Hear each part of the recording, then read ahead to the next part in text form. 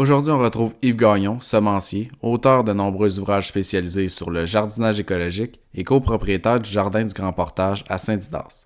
Il va nous présenter comment il procède pour transplanter tomates, salades, poivrons, artichauts ainsi qu'un semis de courges. Il va également nous dire ce qu'il pense de certains contenants.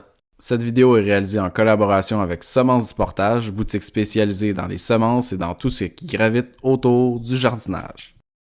Bonjour Léandre, alors là on est à l'intérieur, on est le 11 avril, donc il y a beaucoup de végétaux qui ont levé, il y a du repiquage à faire, il y a encore des semis à faire aussi. Donc c'est mon installation à ce temps-ci de la saison.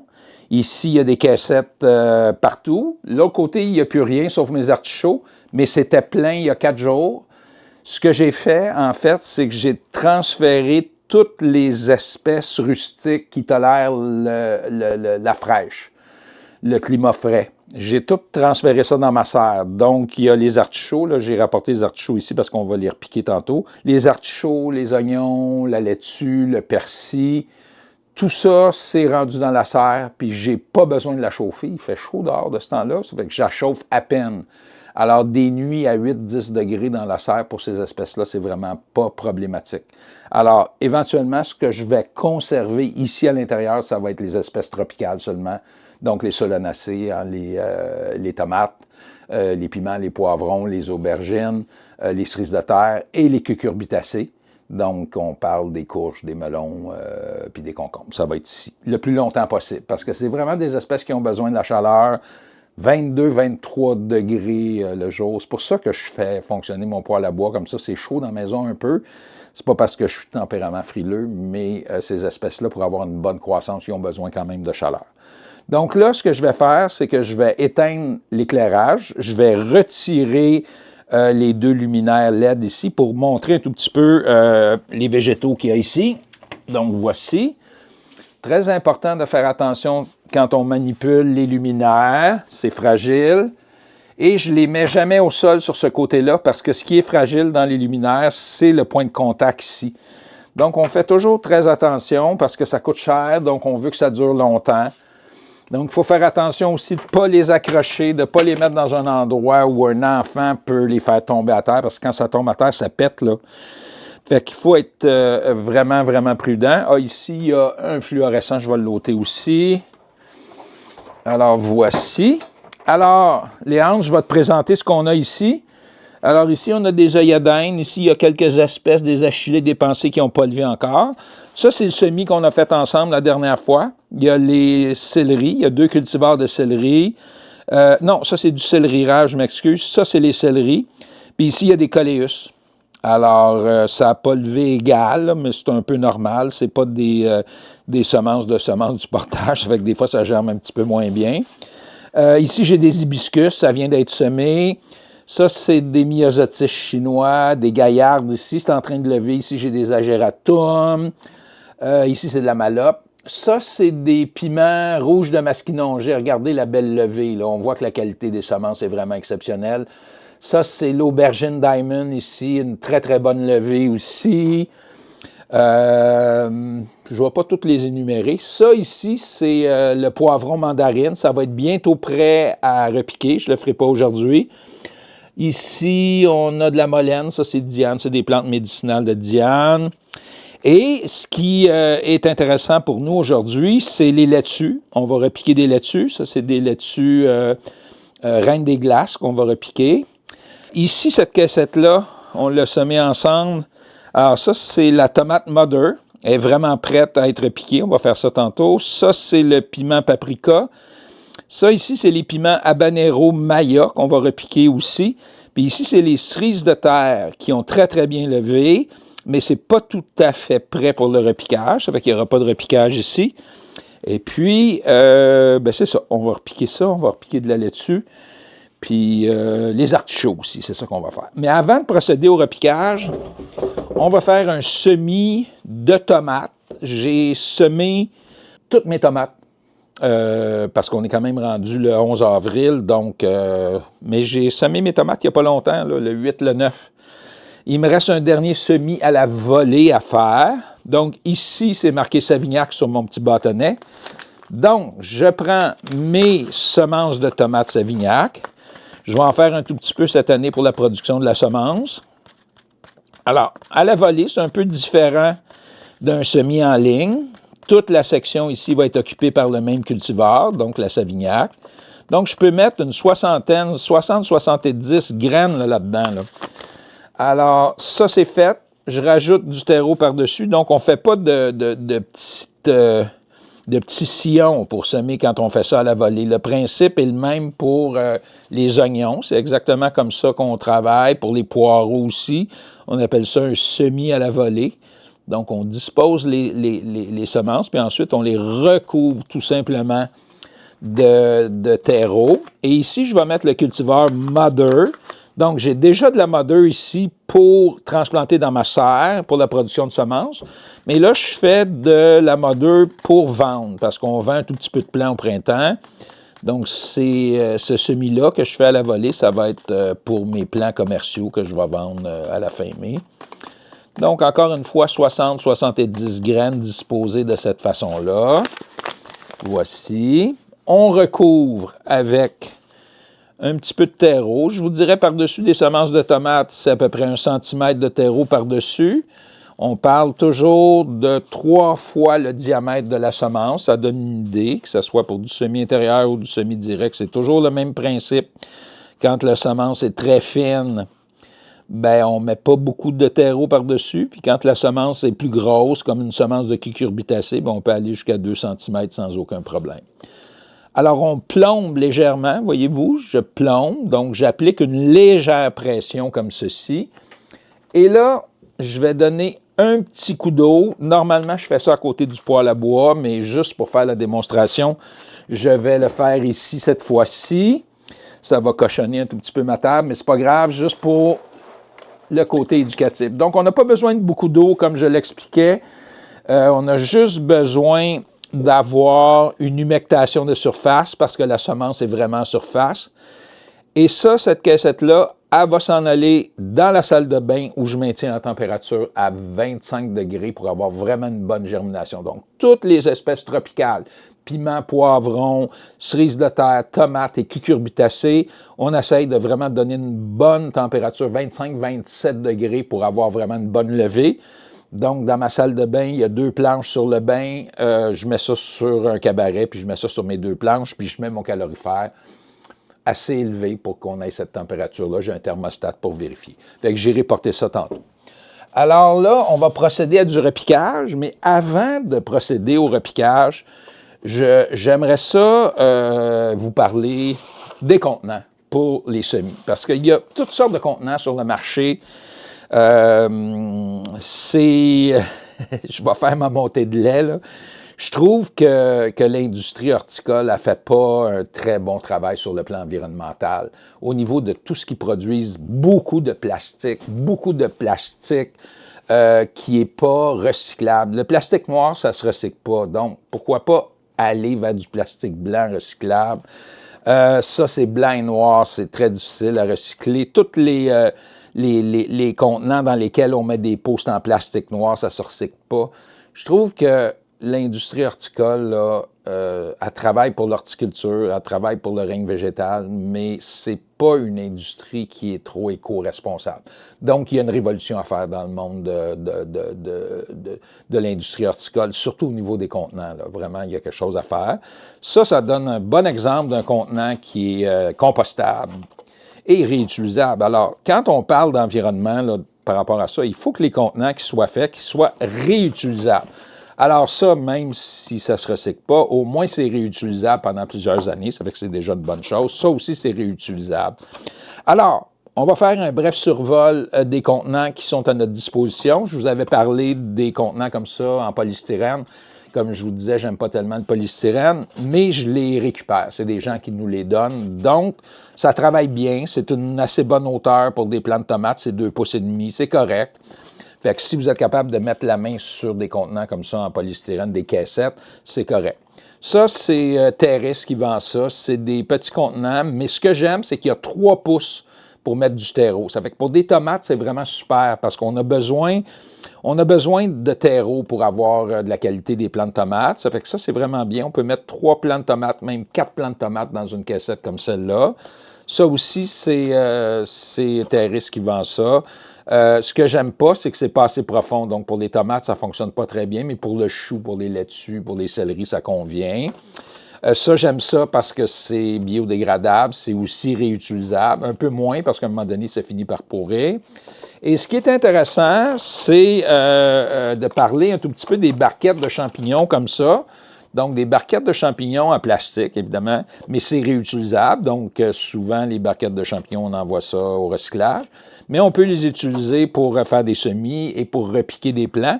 Ce qui est important, par contre, c'est de faire un trou dans le fond parce qu'il faut que... Donc, à l'aide d'un couteau coupant, on fait quelques trous comme ça. C'est important. Comme ça, l'eau va se drainer. Puis dans un contenant, une barquette de champignons comme ça, on peut mettre 2 plants de tomates. On peut faire des semis de tomates. On peut mettre 3 rangs de tomates aussi là-dedans. Ça aussi, c'est récupéré. C'est des contenants de plastique qu'on peut utiliser pour mettre 3-4 plants de tomates. Même chose, il faut faire des trous dedans. Donc, il y a toute une panoplie ici de contenants qui peuvent être utilisés pour faire des semis intérieurs. Je profite de l'occasion pour vous parler un tout petit peu de semences du portage parce que moi, je suis producteur de semences. Puis avant, on vendait les semences ici au Jardin du Grand Portage. Mais là, ma fille a fondé Semences du Portage. Elle a une boutique à Montréal, puis c'est elle qui vend nos semences, ainsi que les semences de 7, 8 autres producteurs qui travaillent en bio ou en culture nature. Mais ce qui est intéressant avec Semences du Portage, c'est qu'ils vendent tout ce que ça prend pour réussir son jardin. Donc, des contenants pour semis, de la perlite, de la fibre de coco, du compost, des mélanges déjà préparés, des outils, des engrais et évidemment des semences. Donc, si vous voulez aller visiter le site de ma fille, c'est semences avec un S duportage.com. Donc, évidemment, c'est une entreprise à laquelle je suis très attaché. J'y collabore, j'écris des infolettes régulièrement. Il y a beaucoup d'informations qui est véhiculée par l'entreprise. Donc, ça me fait plaisir de vous parler de Semences du Portage parce que j'y travaille avec beaucoup d'intensité. Là, on est rendu au repiquage. Donc, on va commencer par faire du repiquage de tomates. Alors, j'aime beaucoup le repiquage. Je trouve que c'est une intervention d'amour, dans le sens que là, les tomates ici, ils ont été semées il y a à peu près 3 semaines. Ils sont serrés, ils ont besoin d'éléments nutritifs. Donc, il faut leur donner des conditions qui vont leur permettre de poursuivre leur croissance. Si on observe les plants, j'aime pas trop la coloration. Voyez-vous, c'est pas un vert soutenu, c'est un peu pâleau, il y a du violacé dedans.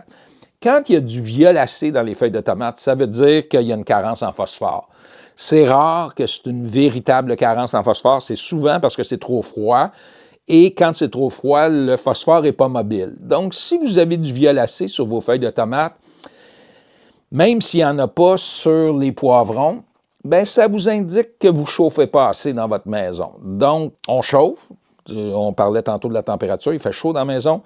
Mais la nuit, on chauffe moins, donc ça peut baisser à 15, 18, et c'est là que ça se passe. Donc, le repiquage.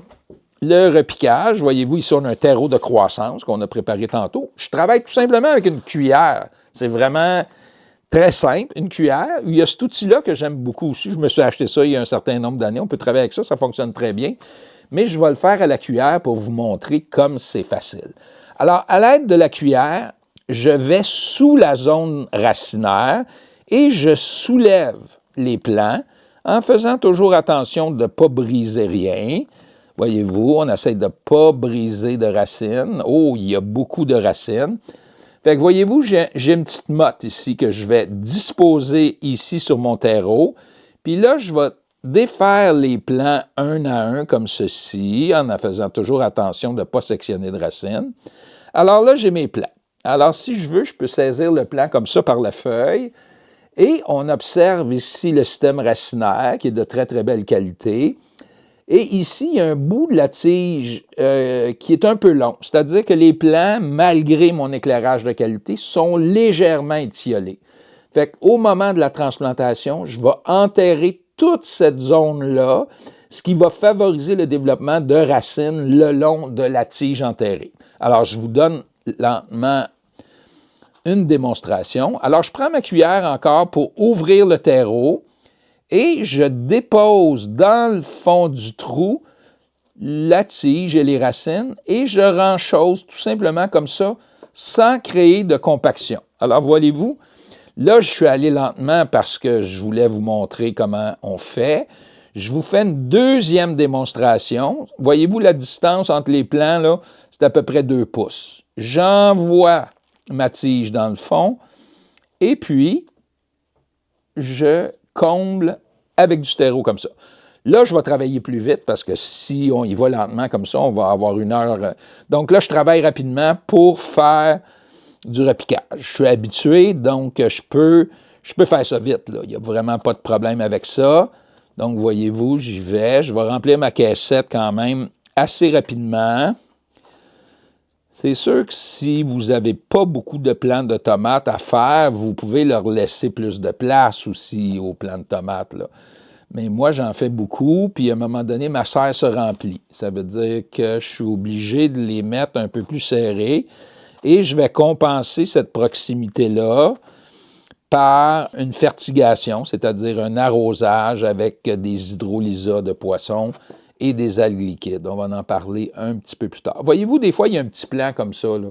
Fait que ce petit plant-là, comparé à lui, là, on voit qu'il n'y a pas tellement de potentiel. Je m'en débarrasse. Fait que ça, c'est une sélection qu'on fait au moment du repiquage. Ça, c'est vraiment un beau plan, voyez-vous. Regardez le système racinaire, regardez la robustesse de la tige. Fait que là, on est en business avec ça. Alors, vous comprenez pourquoi avec une caissette basse comme celle-ci, hein, il y a à peu près 2 pouces et quart de terreau là-dedans, bien, il n'y a pas assez de terreau pour les tomates. Tandis qu'ici, bien, on a vraiment une belle profondeur.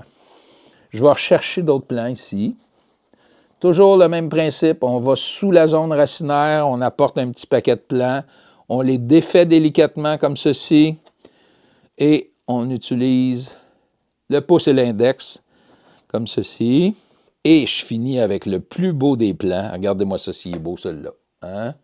On voit tout le beau système de racines, le plant est quand même bien développé, la tige est trapue, mais un petit peu trop de violacé sur le feuillage, donc on va remédier à ça avec des hydrolysats de poisson un tout petit peu plus tard.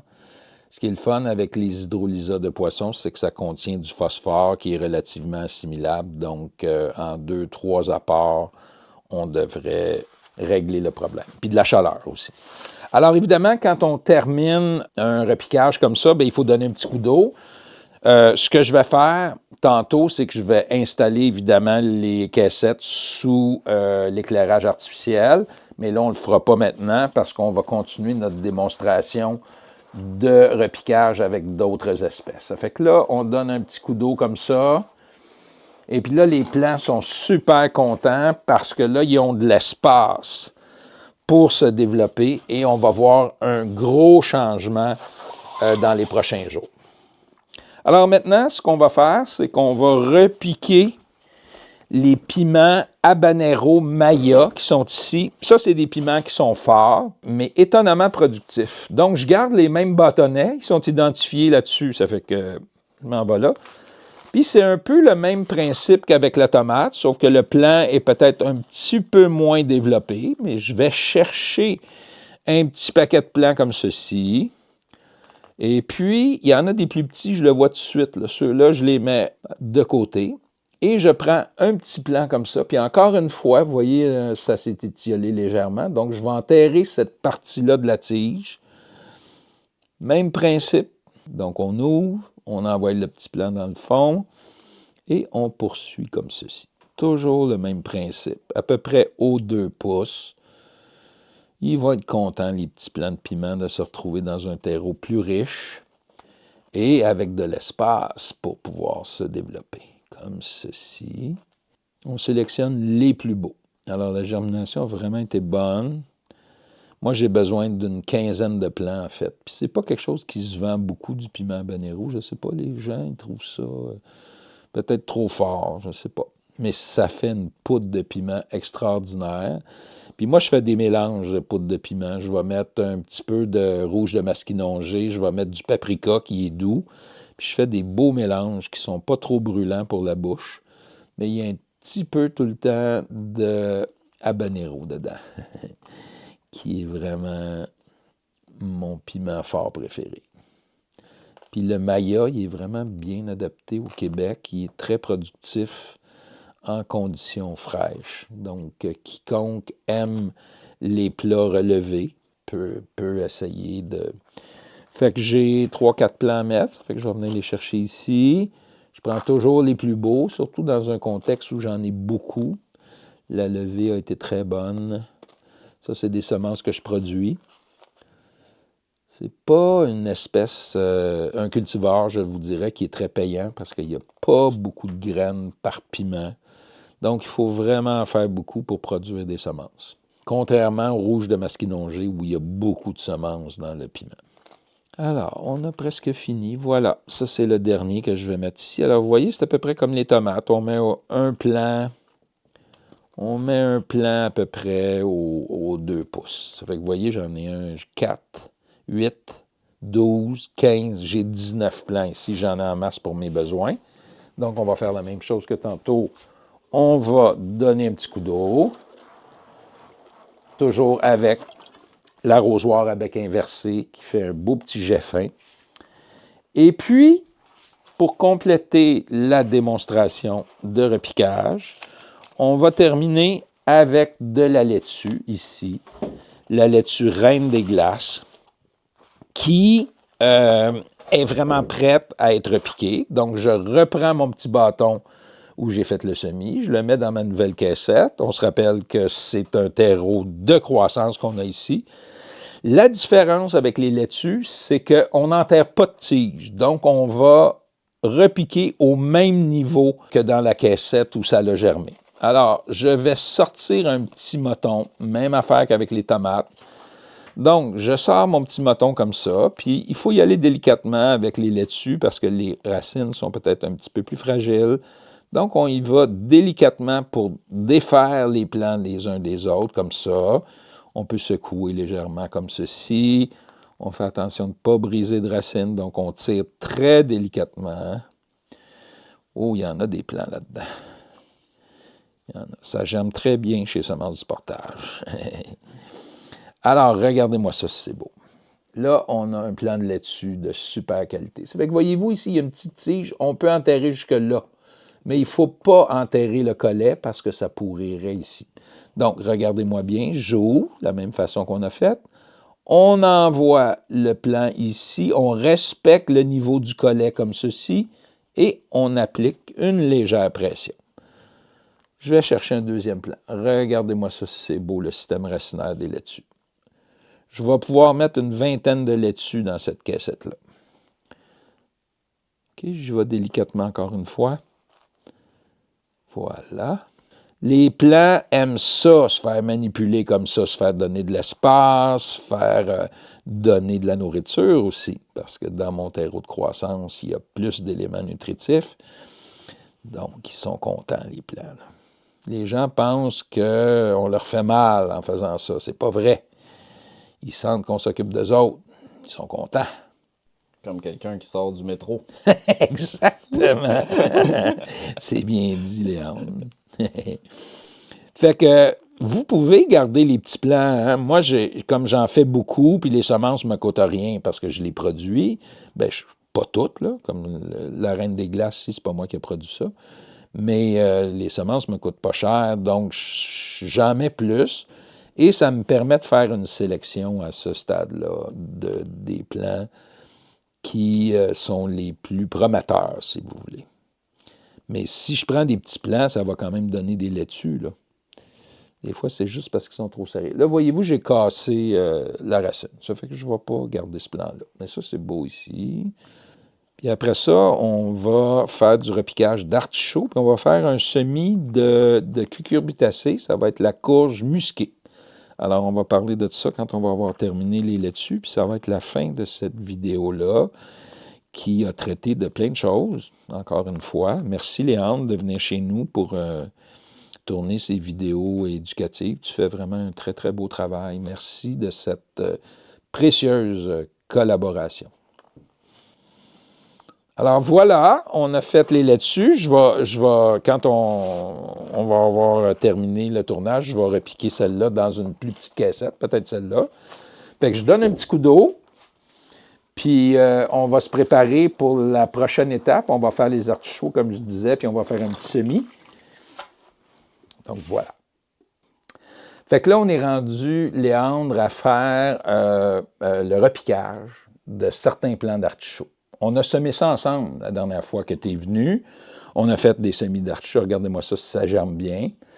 Mais la germination n'est pas égale. Donc, il y a des graines qui germent en premier. Donc, ce qu'on va faire, c'est qu'on va repiquer les plants qui sont rendus au stade des premières vraies feuilles. Ça fait que quand on regarde un jeune plant ici, on voit les cotylédons. Ça, ici, c'est les cotylédons.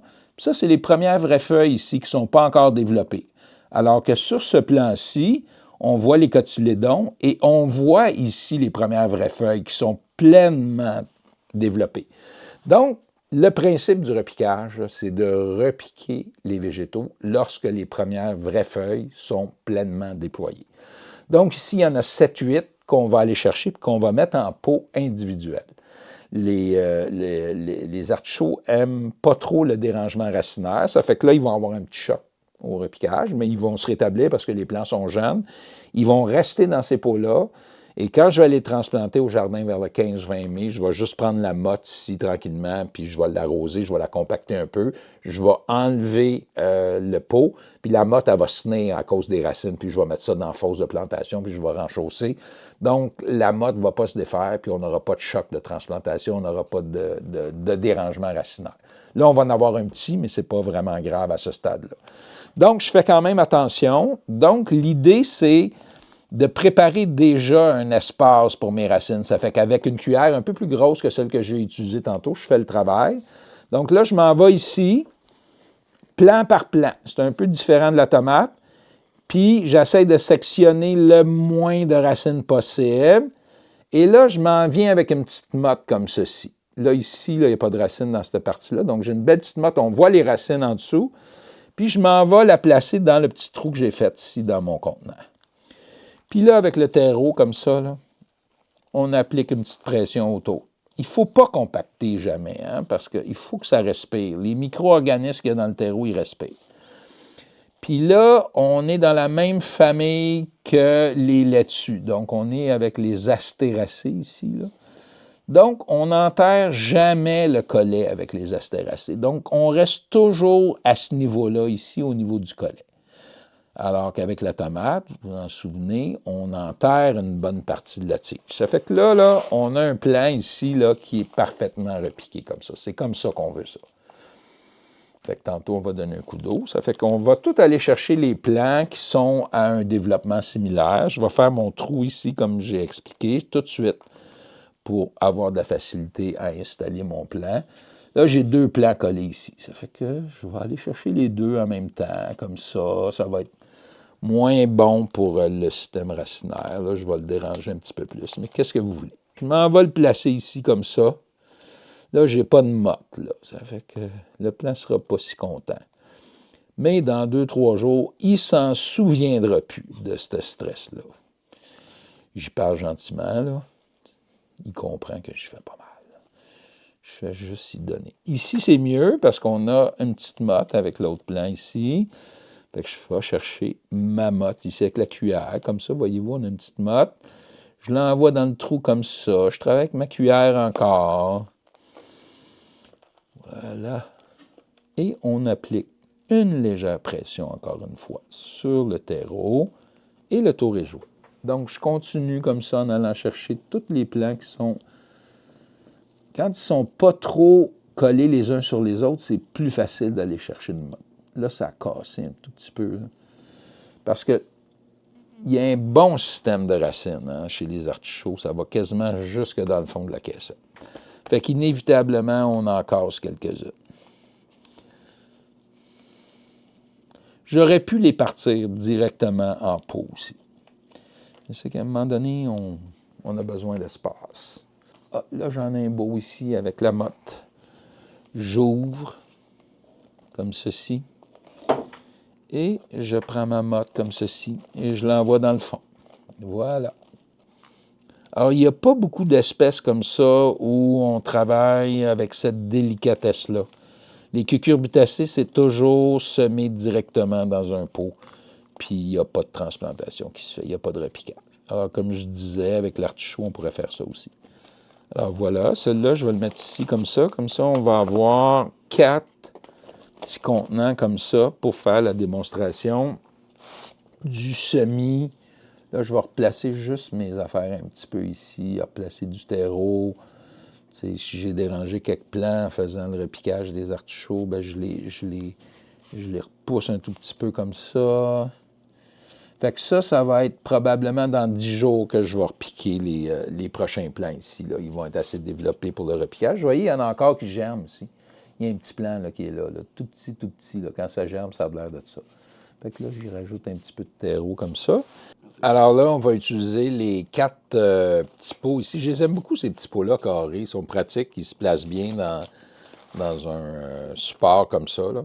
Il est un peu tôt pour partir les courges, les courgettes, les melons, les concombres. Je vais les partir à la fin avril. Là, on est le 11. Mais juste pour la démonstration, on va faire un semis de courges musquées.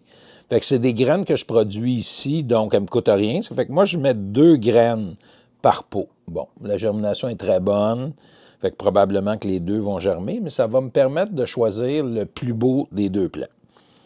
Donc, je mets 2 graines comme ça, je les pose en surface de cette façon-là, puis là, tout simplement, avec mon doigt, je vais les enfoncer comme ça, à peu près à 2 cm de profondeur. Fait qu'on rajoute un petit peu de terre par-dessus. Les graines sont à peu près à 2-3 cm les unes des autres. J'y renfonce, je remets un peu de terreau par-dessus, je renfonce.